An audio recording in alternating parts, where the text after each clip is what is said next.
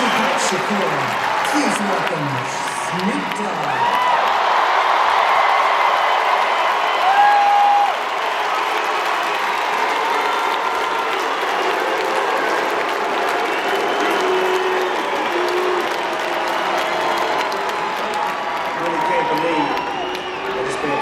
Years since we actually got to hear from Tupac.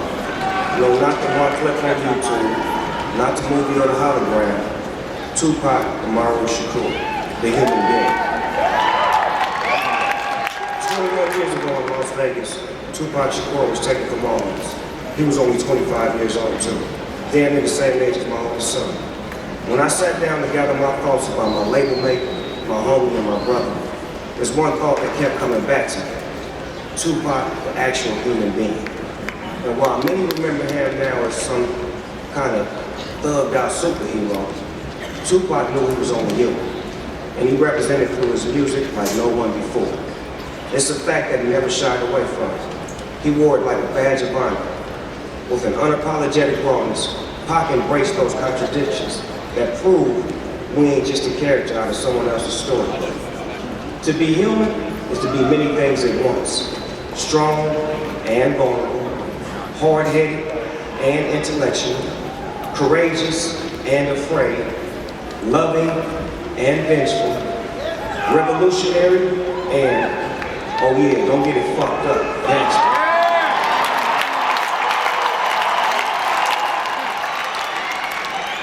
So, while we may be here today to celebrate one of music's most prolific and outspoken artists, as he's rightfully enshrined amongst the greatest musicians to ever do it, I'm here to make sure that Pac is remembered the way he would have wanted to be. A strong black man that stood for his.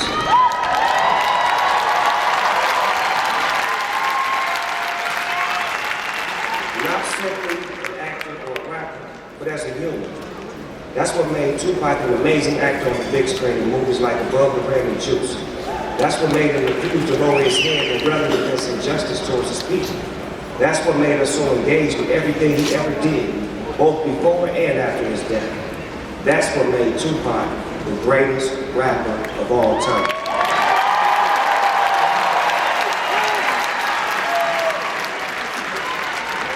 But to me, Tupac was first and foremost the homeboy. We shared a whole lot in common.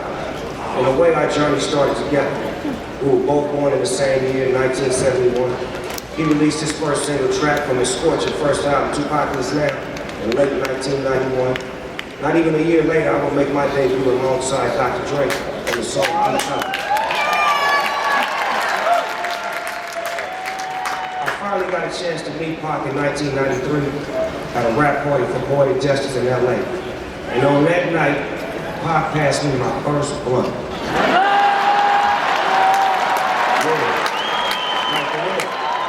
That's right, Tupac is the one that got Snoop Dogg smoking blunts. You see, I was a zigzag man before that shit. And we became very good friends quickly thereafter.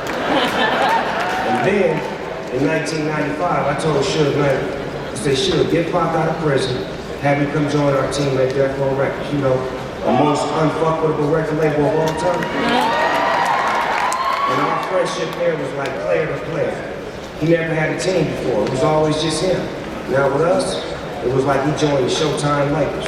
Dre was the coach, Suge was the owner, and me and Pac, we were the stars on the court making history with every new song.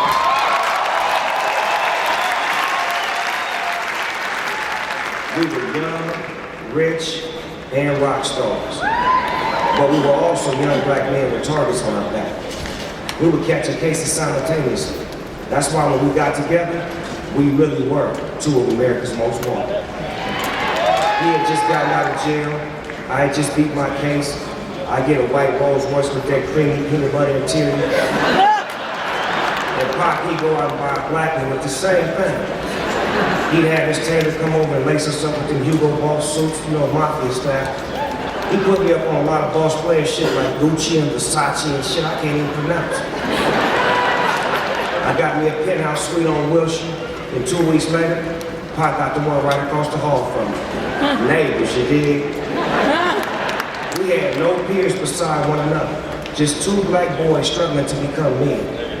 I never shared this story before, but it really speaks to our journey.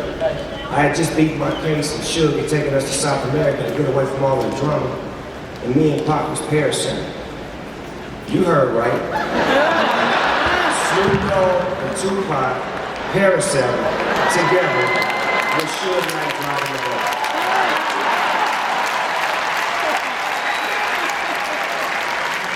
Now, you gotta remember, I had just beat my case and Pac had just got out on bail, so we'd have tried anything at this point. Does anybody know what parasailing is? Because we damn sure did. Me and Pac were sitting on the edge of the boat with all this gear and shit on, and all of a sudden the boat pulls away and we start floating up in the air. We scared as a motherfucker, damn near holding hands. And Suge kept dropping the lever and slamming us into the water like boom. I don't know what was in there. It could have been sharks, octopuses, or whatever. And I was like, man. It was crazy because not only did we think we were on top of the world at that time, we actually were on top of the world. Floating around in the sky, then all of a sudden Pac started telling me about some movie idea he had, about me being the main star. He was saying some shit I wasn't paying attention because I was like, we're too high in the sky, we need to get in. I mean, the shit he was saying to me in that moment was different though. He seen me as an actor. He saw more potential in me than I saw in myself. And it's funny because after he passed away, I started getting a lot of movie roles. And I always felt that Pac was looking out for his nigga, even after he was gone.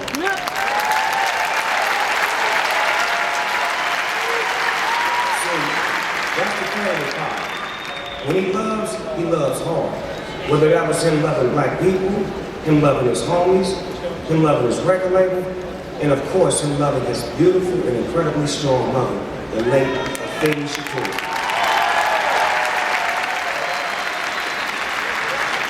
Memories of Miss Shakur are embedded in my mind. Right after I heard Tupac got shot, I immediately flew to Vegas and I walked in the room and I seen him laid out on the bed with all kind of tools and shit in him, and I was so weak I damn near fell over. And his mom came over to me and she grabbed me, she held me up and she said, baby, you got to be strong. And I went and sat next to him and was whispering to him, telling him I love you and to hold on and he was gonna be okay. And even in that moment, his mom was thinking more about me than herself and showing me how to love strong. I mean, it was amazing that his mama was so strong and loved so hard.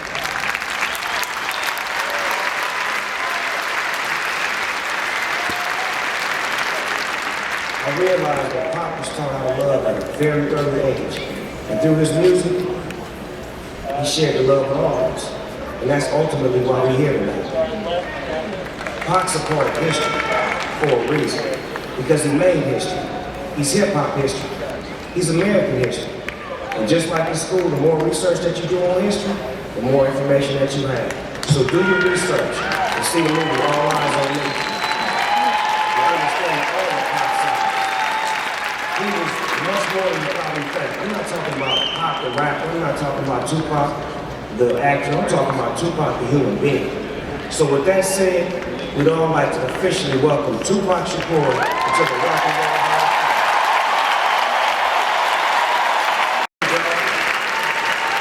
You will always be right with us. You know you're gonna live forever. Because legends always do.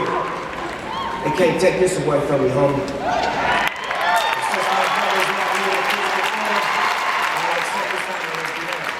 I love you, Tupac. Welcome to the Rock and Roll Hall of Fame.